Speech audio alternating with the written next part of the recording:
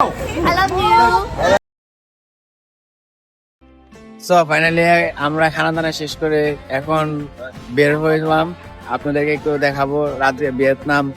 যারা ভিয়েতনামে আসেন তাদেরকে অবশ্যই বলবো রাতে ভিয়েতনাম অনেক সুন্দর, না দেখলে বিশ্বাস করতে পারবেন না।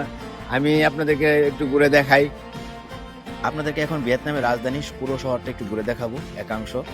আপনারা যদি প্রত্যেকটা দেশে ঘুরতে যান, এর মধ্যে সব থেকে যেটা জরুরি প্রয়োজন সেটা হলো নিরাপত্তা। এই যে ভিয়েতনামের মতো একটা দেশ, এটার মধ্যে আমরা রাত্রের বেলা ঘুরতেছি, আপনার মনে হবে না যে এখন রাতের সময় যাইতেছে। মানুষ উপচে পড়া ভিড় রাত্রের বেলা। এখানে যে মানুষগুলি দেখতেছেন, বেশিরভাগই মানুষ ইউরোপ আমেরিকার অন্যান্য দেশের কান্ট্রি লোক আসছে, ঘুরতেছে, খাইতেছে, চলতেছে। রাস্তার পাশে সুন্দর একটি গানের অনুষ্ঠান চলতেছে, ওইটাই আপনাদেরকে তুলে ধরা গেছে।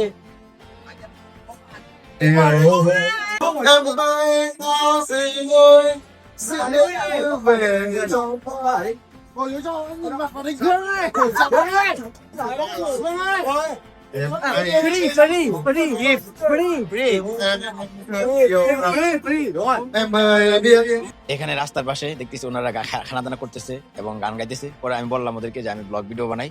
তারপরে ওরা আন্তরিকতাটা আমারে ফ্রি ওদের খাবার দিছে, কোনো টাকা পয়সা লাগেনি, আমারে জোর করতেছে। আর ওদের দেশের মূলত মানুষের প্রতি যে একটা আন্তরিকতা, কোনো টুরিস্ট যদি যায় ওদের দেশে, ওদের পক্ষ থেকে খুবই আন্তরিকতা খুবই সুন্দরভাবে ওনারা তুলে ধরে। আর এই শহরের মধ্যে ভিয়েতনাম রাজধানীতে আরেকটি বিশেষ জিনিস যদি আপনারা বলি, এখানে আপনার রাত্রের বেলা ঘোরার সময় আপনি হাতে ফোন, টাকা পয়সা সব নিয়ে ঘুরতে পারবেন নিশ্চিন্তভাবে। কোনো ধরনের অশৃঙ্খল বা কোনো ধরনের অপ্রীত ঘটনা ঘটার সম্ভাবনা খুবই কম। I love you. আরেকটা কথা আপনাদেরকে জানিয়ে রাখি, যারা ভিয়েতনামে ঘুরতে আসবেন, এখানে হালাল খাবার পাওয়াটা খুবই টাফ। আমি প্রায় অনেক দূর গিয়ে পাকিস্তানি একটা রেস্টুরেন্টে চিকেন রাইস খাইছি আর রুটি মুটি খাই, এমন তেমন হালাল খাবার পাওয়া যায় না। ওরা জনসংখ্যা সবাই বৌদ্ধ, আর এখানে আদার্স অন্য খাবার পাওয়া যায়। যারা এখানে ঘুরতে আসবেন অবশ্যই এরকম মন মানসিকতা শক্ত করে নিয়ে আসবেন, তাহলে আর কোনো সমস্যা হবে না ইনশাল্লাহ। সবাই আসবেন, ঘুরবেন, খুবই ভালো লাগবে। ভিয়েতনাম দেশ খুবই সুন্দর একটি দেশ।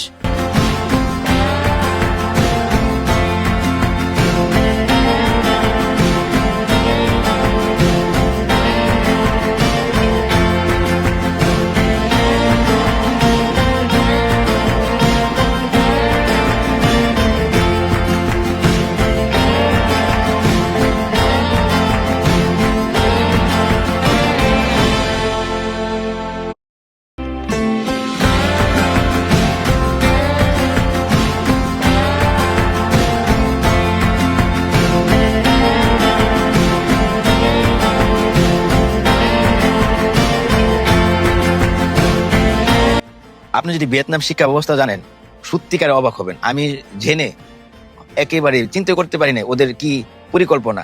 আপনি যদি শহরে লেখাপড়া করেন আর গ্রামে লেখাপড়া করেন, আমাদের দেশে শহর এবং গ্রামের লেখাপড়া আকাশ পাতাল পার্থক্য হয়। আর ওদের দেশে যে ছেলেটা শহরে লেখাপড়া করতেছে এবং গ্রামে পড়তেছে, দুজনেই সেম। শহরে যে বাচ্চাটা লেখাপড়া করে যে জিনিস পাইতেছে, গ্রামে ওই জিনিসই পাইতেছে। আর আমাদের দেশে শিক্ষা ব্যবস্থার মধ্যে আপনার মনে হয় যে আপনি একটা স্কুল খুলতে পারবেন, স্কুল চালাবেন, করতে পারবেন, কিন্তু ওদের দেশে এরকম এটা হয় না। ওদের দেশে প্রত্যেকটা শিক্ষা ব্যবস্থা সবকিছু নিয়ন্ত্রণ করে সরকারি, কোনো বেসরকারি শিক্ষা প্রতিষ্ঠান ওদের দেশও নাই। এই জন্য ওদের দেশ অনেক এগিয়ে যাইতেছে বিশ্বের দরবারে। ওরা খুবই দাপট দেখিয়ে চলতেছে।